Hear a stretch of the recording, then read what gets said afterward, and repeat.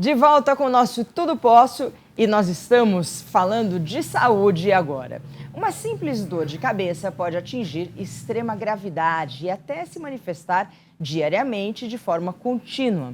Muitos doentes se tornam verdadeiros escravos da doença, adaptando suas rotinas para evitar a dor, tornando-se verdadeiros dependentes dos analgésicos e limitando até as suas atividades profissionais e de lazer. Esses casos são mais frequentes do que se imagina e precisam ser abordados e tratados de maneira diferenciada, com a associação de tratamentos diversos e realizados por diferentes profissionais. No programa de hoje, nós estamos recebendo o Dr. André Mansano para te ajudar a viver melhor. Tudo bem? Bom dia. Bom dia, Maria. Doutor André, bom dia. Bom dia, Obrigado Rafael. pela presença. Acho que primeiro, Maria Cândida, a gente tem que desmistificar os termos aí, né? Cefaleia, enxaqueca, dor de cabeça. É tudo a mesma coisa? Não Não necessariamente, Rafael. Cefaleia e dor de cabeça, de fato, é a mesma coisa. Tá. Cefaleia seria um termo um pouco mais científico, né, mais médico, e dor de cabeça é um termo um pouco mais leigo. Mais popular, né? Isso. A enxaqueca é um tipo específico de dor de cabeça ou de cefaleia. Tá certo. Existem quantos tipos de dor de cabeça, então, doutor? Mais de 200, Rafael. Sério? Mais de 200 tipos. E aí de com dor as de cabeça. mais diversas causas também, André? Com as mais diversas causas. Nós sabemos, Rafael, que a maioria das cefaleias são primárias. O que seria isso? São cefaleias sem causas específicas, né? Então, as principais delas, cefaleia tensional e enxaqueca. Tá. Eu tenho dor de cabeça por dois motivos, geralmente. Fome ou quando eu comi demais, aí o fígado acaba reclamando. Aí nós estamos falando de desencadeadores de cefaleia, né? Tá. Existem vários desencadeadores de cefaleia. Jejum é um deles. Então, tem pacientes que ficam sem comer e já se queixam de dor de cabeça. Falta de sono, alguns alimentos, álcool, estresse são os principais deles. Maria Cândida sofre de dor de cabeça, né? Já falou isso pra gente no Há começo. muitos anos, assim, há mais de 30 anos eu sofro com isso. Inclusive, quando eu era pequena, mandaram fazer, o neurologista me mandou fazer elétron e tudo. Aí não achava nada, nunca achava nada, e a dor de cabeça continuava. Aí o que ele fez? Ele tinha vindo dos Estados Unidos, onde lá se usava um remédio chamado propanolol. Não sei se você conhece. Esse remédio propanolol, segundo ele, era um remédio para o coração, mas que ele também atuava na prevenção à dor de cabeça. Bom, eu comecei a tomar esse remédio e minha dor de cabeça passou assim, eu não tive crises mais. Porque o grande problema, eu acho que da pessoa que tem enxaqueca ou cefaleia é o seguinte, não é aquela dorzinha de cabeça, é aquela enxaqueca que você não consegue sair da cama, não é mesmo, doutor? Exatamente.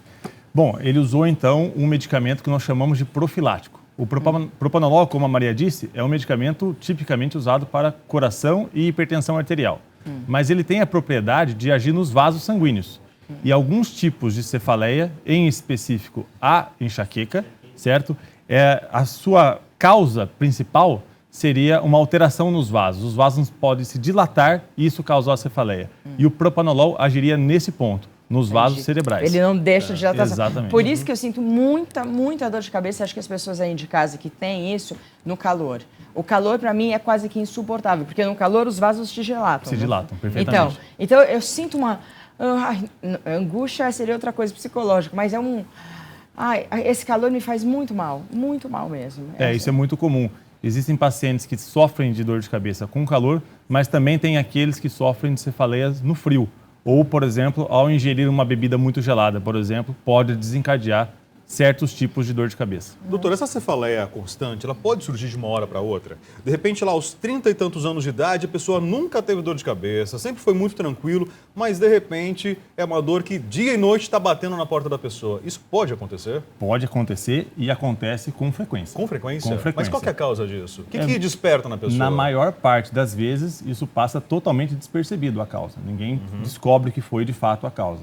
Mas o que acontece é que o paciente usualmente não tem dor de cabeça alguma e em um momento da vida começa a ter uma dor de cabeça pouco frequente, com pouca importância, pouco intensa, aquilo passa despercebido ou não procura o médico e aquilo vai progredindo, né? Até o momento que começa a atrapalhar muito as atividades diárias, o lazer, a profissão, e aí sim o paciente procura o médico ou o serviço de saúde. As pessoas demoram para procurar o médico, né? Porque assim, toma um remedinho aqui, toma outro remedinho aqui. Eu mesmo, às vezes, tomo 2 remédios de uma vez, melhora, aí tudo bem. Mas só que a crise vai vindo.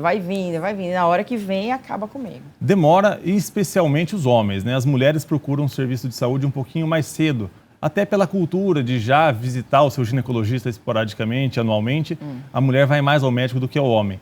E também os pacientes têm à sua disposição o que nós chamamos de analgésicos de balcão, né? Que a gente compra na farmácia sem necessidade de né? receita. Resolve Vai tudo. para a farmácia, você compra de baseada, né? Está ao alcance da sua mão. Você não precisa nem pedir para o balconista isso. Isso é perigoso, doutor? Tomar um analgésico que não seja aquele indicado para o tipo de dor de cabeça que eu possuo? É perigoso por alguns motivos, Rafael. Veja bem, um perigo seria os efeitos colaterais dos medicamentos, tá bem? Outro perigo é você tomar um remédio por uma dor que pode ter uma causa específica e você está mascarando isso e não está investigando a causa da dor de cabeça, certo? E existe um tipo de dor de cabeça que é muito interessante, que é a cefaleia induzida pelo abuso de analgésicos. Então o paciente toma tanto medicamento para dor de cabeça que aquilo especificamente é a causa e é o perpetuador da dor de cabeça. E o tratamento seria retirar todos os analgésicos. Um tratamento bem difícil para o paciente aceitar. Mas daí pode usar uma homeopatia, né, doutor? Não existem estudos científicos que comprovem que a homeopatia é eficaz nesses tratamentos, mas alguns pacientes se beneficiam sim. Doutor, quando a pessoa chega lá no consultório, né, e fala assim, olha, tá doendo a parte frontal da cabeça, tá doendo a lateral direita, a lateral esquerda, a parte de trás da cabeça, né? Aqui, a pressão é justamente nessa parte da cabeça aqui. São tipos diferentes de dor de cabeça, é isso? Sim. A localização da dor de cabeça, Rafael, ele é apenas um dos critérios que nós utilizamos para fazer análise, para fazer o diagnóstico específico. Então, por exemplo, nós sabemos que a enxaqueca tipicamente dói de um lado só da cabeça. Tipicamente a dor é daquele tipo pulsátil, latejante. O paciente às vezes tem náusea, vômitos. De fato. Às vezes a luz incomoda muito, o barulho incomoda muito. Isso são os critérios que nós utilizamos para fazer o diagnóstico. A respeito da luz, por que para algumas pessoas é fundamental se fechar num quarto escuro? Nossa, eu tô Maria me vendo Cândida, muito, você está se vendo nisso? Fechar num quarto escuro para acessar. Não aguento a luz. Não aguento. Eu fecho tudo. Não quero calor, não quero luz. Inclusive, vocês falando de vomitar, já vomitei no carro, doutor. Por conta de dor de cabeça? De dor de cabeça. Eu assim, morrendo de dor de cabeça, e eu dirigindo e minha filha atrás. Dor de cabeça, dor de cabeça, dor de cabeça. Aí teve um adendo que eu comprei, sabe aquelas cerejinhas de Natal? Eu não sei se foi a comida junto com essa dor de cabeça, porque eu fui comendo as cerejinhas de Natal. Aí imagina. Potencializou, né? Potencializou e aí, né? A questão da luz, então, pra gente, doutor. Isso é típico da enxaqueca, né? O paciente que tem crise de enxaqueca, ele se reclui num quarto fechado, de preferência em silêncio, porque qualquer estímulo, seja luminoso ou sonoro, piora a dor de cabeça. Mulheres com TPM também reclamam de dor de cabeça. Muito frequente também, né? Então, os períodos que antecedem a menstruação frequentemente são acompanhados de dor de cabeça. Né? É uma dor específica, típica da mulher, é isso? Essa é típica da mulher. E se for muito grave, se for muito desconfortável, há tratamentos que podem ser feitos um pouco antes de se iniciar o período pré-menstrual. Então, passa o período pré-menstrual, a paciente para de tomar o medicamento e assim ela volta periodicamente. Tem anticoncepcional que você toma e que melhora a dor de cabeça? Eu já ouvi falar nisso. Ou aquele que você põe na pele? O anticoncepcional é uma coisa muito particular, né? Cada paciente reage de uma forma. Então, não é raro nós pegarmos pacientes que têm dor de cabeça devido ao anticoncepcional e mudando ou a substância ou a via de administração, né? Ao invés de ser via oral, transcutânea ou DIU, a paciente pode melhorar. Mas não dá para saber qual anticoncepcional vai fazer bem ou mal para o paciente. Às vezes, uma paciente tem dor com anticoncepcional via oral e não tem dor, por exemplo, com adesivo que tem uma dose menor. Doutor, o que a gente faz quando criança reclama de dor de cabeça? Boa pergunta, Porque minha filha, às vezes, ela fala assim, eu tô com dor de cabeça, mamãe. Eu não sei se ela tá, me enrolando. E daí, o que eu faço? Eu dou que remédio que eu dou? Eu não sei. Aí nós entramos num seara bem complicado porque tem essa possibilidade que a gente chama de manha, né? Mas a minha sugestão é que sempre valorizem a queixa da criança. Sim. Porque a gente já viu várias crianças que reclamam de dor de cabeça e aí é atribuído a manha ou a vontade de não ir na escola, algo assim, e pode haver alguma coisa grave por trás. Na dúvida, leve ao pediatra ou ao neurologista especializado em pediatria. Né? Se em 2 dias persistir, aí... Não tenha dúvida nenhuma. E Tem que ser pode valorizado. dar tipo um Tilenol, uma coisa assim, bem facinho. Inicialmente, é comum, né, que se dê esses analgésicos que se encontram nas farmácias. Não melhorando, deve ser procurado um médico. Doutor, agora um pouquinho de mito ou verdade, né? Eu já ouvi dizer que tem muita gente que pega a batata do dia a dia, que a gente utiliza na culinária, corta a batata, vai fatiando a batata e acaba colocando na cabeça. Alguns até amarram com pano de prato, um guardanapo, usam alguma coisa para prender ali, acreditando que vai tirar a dor de cabeça. Mito ou verdade? Funciona Olha ou o não? que o ser humano chega. Pois é, Maria Cândida. Essa, Rafael, eu não conhecia. Não aprendi conhecia. agora. É mito, mas eu posso dizer que tem um fundamento de verdade, mas não pela batata. Não pela batata.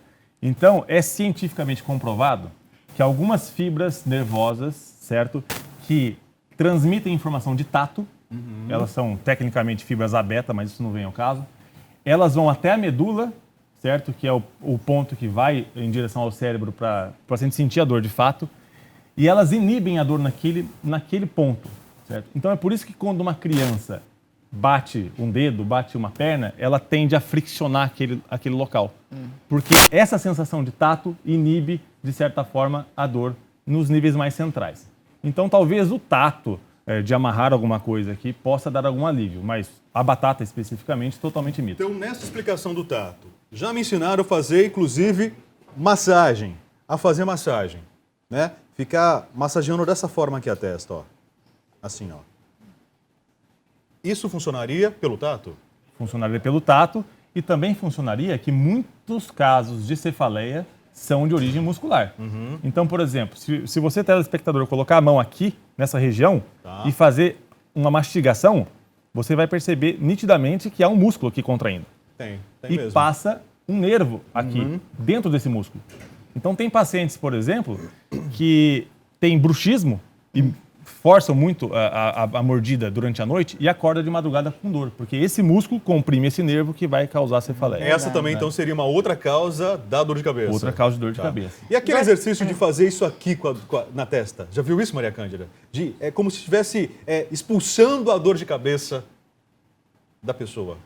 Isso aqui é só... Eu já vi Joga isso pela pra internet. Já Eu vi não isso pela sei internet. onde que o Rafael tá vendo as Tirou coisas. isso aí. Redes Agora deixa eu sociais, fazer uma galera. pergunta que você vai ver, doutor. Pode tomar café? Café dá enxaqueca? E que outra... Vinho tinto, né? Que outra comida, um outro alimento dá enxaqueca, assim, pior? Não que dá enxaqueca, E que desencadeia. mas desencadeia. São alguns clássicos, mas não são para todos os pacientes. Chocolate, alguns queijos, vinho e café. Principalmente se o paciente tomar muito café. Né? Aí desencadeia mesmo. Pode desencadear. Entendi. Doutor, e tratamento? O que a gente encontra no mercado hoje? É possível, por exemplo, a Maria Cândida que reclama de dor de cabeça constante, né? Você sempre tem isso, né? É possível encontrar hoje no mercado um tratamento que seja eficiente 100%, de forma que ela nunca mais venha reclamar de dor de cabeça? Não há tratamento 100% para dores crônicas e nem para cefaleia. O ponto mais importante é o diagnóstico. Sim. Nós precisamos, então, fazer um diagnóstico preciso para que tenha, então, um tratamento específico. Que geralmente, no caso dela, por exemplo, tem algum fenômeno que acaba desencadeando essa dor de cabeça. Seria isso? O método seria evitar que essa dor de cabeça aconteça? Alguns. Essa é uma das formas e é fundamental. Então, se o paciente refere um fato que é desencadeador da cefaleia, nada mais lógico do que a gente evitar esse fator. Olha, né? então, gente, desculpa, mas quando estiver muito quente, que a gente vai chegar uma temporada aqui, eu vou passar uma temporada na Europa, porque a minha cefaleia, minha enxaqueca piora. É recomendação Entenderam? médica, é recomendação Não médica. é recomendação. Olha, se estiver aqui ao vivo, recomendação médica. Boa, desculpa, Maria Cândida. Eu gostei dessa mesmo. Traga uma lembrancinha. E, doutor, quem que está habilitado hoje a tratar dor de cabeça, né? Não é o balconista da farmácia. Não, de fato é algo que deve ser tratado pelo médico, até pelas graves consequências que o não tratamento ou o não reconhecimento da causa específica da cefaleia pode acarretar. Né? Então, é preciso uma formação ampla, extensa e profunda para que isso seja feita da forma mais segura possível. Né? Existem casos que a dor de cabeça podem trazer problemas mais graves, outras doenças? É mais comum que doenças graves Tragam a dor de cabeça. Tragam a dor de cabeça. Então. Tá. Mas nós vemos muitos tumor, pacientes... Né? Isso que ele tumor, isso não. Mas pode ser que um tumor, embora não seja a causa mais frequente de dor de cabeça, é possível que um tumor seja a causa de dor de cabeça. Agora, o que nós vemos, não só com dor de cabeça, mas com várias causas de dor crônica, seja lombar, cefaleia ou outras regiões, que isso pode levar o paciente a ter depressão, ansiedade, e isso sim gerar um ciclo vicioso, piorando inclusive o quadro de dor. Quem sofre mais com dor de cabeça, o homem ou a mulher? A mulher. A mulher. Por causa dos hormônios? Por causa da TPM dos hormônios, é isso? Por causa dos hormônios, principalmente. Doutor, a gente... Ai, eu me confundi aqui. Não, eu ia fazer uma pergunta. Faz aí, Rafa. Eu ia fazer uma pergunta, perdi a pergunta aqui. Quanto que a gente sabe que é o limite para procurar um médico, doutor? Para Não há um limite. Não tem limite para isso, Não há limite. Eu sugiro que teve dor de cabeça, vai ao médico, esclareça a causa daquilo. Tá. É mais seguro, mais seguro. Geralmente são feitos exames de que tipo? Como eu disse, a maioria das vezes a dor de cabeça não tem causa. Então, tanto o exame físico, que é fundamental, vai ser normal, e exames complementares, como, por exemplo, tomografias, ressonâncias, serão normais também. Tanto que nem todo mundo que tem dor de cabeça precisa fazer esses exames. Tá. E completando a pergunta que eu fiz anteriormente, né, sobre quem estaria habilitado a tratar uma dor de cabeça, né, eu vou procurar quem então? Um neurologista, um clínico geral, ou mesmo no caso da mulher, ela conversa inicialmente com o seu ginecologista? Eu acho interessante, o ginecologista tem totais condições de manejar de forma inicial ou os casos mais simples. É claro que casos mais complexos, como em qualquer doença, vai ser encaminhado para um especialista, né? Entendi. Mas eu acho que o ginecologista... Lembrei. Lembrei. Lembrei. Não, porque é uma coisa muito pontual. É o seguinte, pessoas que sofrem, às vezes, de nervoso, têm problema no estômago. Sim. Pessoas que também sofrem de nervoso têm enxaqueca. Seria uma coisa pontual para o ser humano ele extravasar? Porque assim, uns têm problema no estômago, outros têm problema não sei aonde, outros não sei aonde, outros têm enxaqueca. Sim. Geralmente, quando acontece um problema e tudo, esta pessoa ela vai extravasar a vida inteira dela na dor de cabeça. Isso, o que eu estou falando, faz sentido? Faz sentido. O estresse, ele influencia muito o que nós chamamos de sistema nervoso simpático, que é o sistema nervoso específico que vai coordenar todas as funções vegetativas do corpo. E o que significa essas funções vegetativas? Fluxo de sangue para determinadas regiões, secreções no estômago. Então, o estresse causa uma superestimulação desse sistema nervoso. Alguns pacientes se manifestam no estômago, porque tem outros fatores, inclusive, que predispõem a isso. Então, se ele tem, por exemplo, uma gastrite, e o estresse aumenta a produção de ácido no estômago, ele vai sofrer naquele ponto. Outros pacientes sofrem, por exemplo, enxaqueca, porque existe uma predisposição. Porque já existe uma predisposição. Então, esse paciente ele tem que tratar meio que a vida inteira, ele observar a enxaqueca para que não ocorram crises, né? E percebemos que ele tem que tratar não só a enxaqueca. Tá. É um tratamento que muitas vezes deve ser multidisciplinar. Se o paciente sofre de muita ansiedade, talvez uma psicoterapia o ajude bastante, ou um tratamento, eventualmente, até psiquiátrico. Doutor, então esse fenômeno de ansiedade, estresse, fenômenos da vida moderna, né, que o homem está cada vez mais sujeito, ainda mais em função das intempéries que todos nós brasileiros passamos no nosso dia a dia, isso faz com que a dor de cabeça no brasileiro seja cada vez mais recorrente? Cada vez mais recorrente e cada vez mais frequente. Tem um ponto muito interessante, que é o uso de smartphone. Né? Smartphones? Porque tem muitas dores de cabeça que são originadas da coluna cervical. Nós chamamos isso, então, de cefaleia cervicogênica. E, usualmente, alguém tem um telefone? Não. Tá, pega tem um papel aqui? Pronto. O que se faz é olhar o celular assim. Tá, é a geração cabeça baixa, Nunca é isso, doutor? assim, né? Então, tem estudos que mostram Olha, que... celular aí. Então, a gente fica assim, né? Olhando com a cabeça baixa. Se nós pegarmos a coluna, 0 graus aqui, ele vai ter um peso mais ou menos de uns 5 quilos no eixo da coluna cervical. À medida que nós vamos curvando, flexionando a cabeça, esse peso vai aumentando. De modo que, com 60 graus, o peso aumenta de 5 para 27 quilos. Né? Então, é a geração smartphone. Então, futuramente, em 5, 10, 15 anos, eu tenho certeza que vai ter um boom nas dores cervicais e dores de A luminosidade desses aparelhos pode trazer alguma incidência de dor de cabeça? Também, assim como de televisão e computador, a luminosidade Só que sim. você troca, por exemplo, aqui tá preto com branco, mas você troca, você faz o oposto Pode fazer aqui, uma. você quer ler. Você pode controlar a luminosidade, Exatamente. justamente isso, né? Já viu algum celular trocado? Não? Eu nunca vi alguém Eu trocar. às vezes troco para ler, mas para ler, vamos ver Eu se nunca tem vi. aqui. Nem sei onde troca isso. Tá, Então doutor, vamos fazer daí que eu vou tentar achar. Uma pergunta do dia a dia, para quem está lá em casa, né? O senhor falou da televisão, né? Televisão, eu devo assistir a TV com a sala toda iluminada ou a sala toda apagada, só com a incidência da luminosidade da TV? Eu acho que o mais importante é a distância que você está da TV. É a distância, É a nesse distância. caso. Tá bom. Né? Tá Não bom. assistir muito próximo da televisão. Né?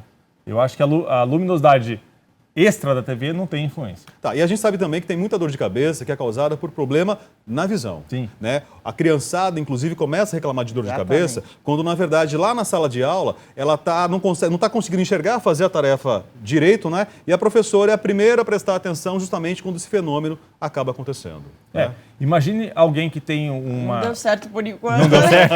Mas vamos ver se eu acho. Alguém que tem uma dificuldade visual, o reflexo é justamente franzir e forçar para tentar enxergar. Né? Tá Então, certo. há uma série de alterações musculares na face que podem gerar dor de cabeça. Perfeito, então. Hoje conversa com o Dr. André Mansano, falando sobre enxaqueca, sobre dor de cabeça, falando sobre cefaleia, os vários tipos que esse incômodo pode se manifestar. Se alguma dúvida ficou, 0 operadora 11 944 94 50 23. O objetivo do Tudo Posso é que você viva mais e melhor. Doutor André, muito obrigado pela presença. Obrigada. Valeu E você pelo também papo. saiba reconhecer as doenças e não fique achando que só porque, é só uma dorzinha de cabeça. Mas às vezes é uma coisa muito maior, pode ser uma enxaqueca grave. Então, assim, vá procurar ajuda médica, não é verdade? Exatamente. Nós vamos então para um rápido intervalo e a gente já volta com o Tudo Posso de hoje.